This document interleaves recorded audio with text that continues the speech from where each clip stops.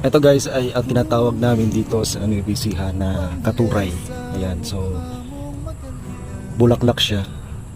So ang tawag dito ay katuray. So ang barangay namin ay tinatawag na Sitio Katuray.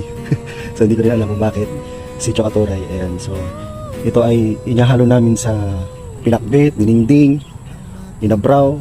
Ayan, so sa lahat ng mga nakakakilala dito sa gulay na ito, sa bulaklak na ito, ayan, shout out. Mga taga-probinsya ang nakakaalam. Masarap din to guys, isasama sa munggo. Ayan. So para din siyang malunggay, ano din ang kanyang puno.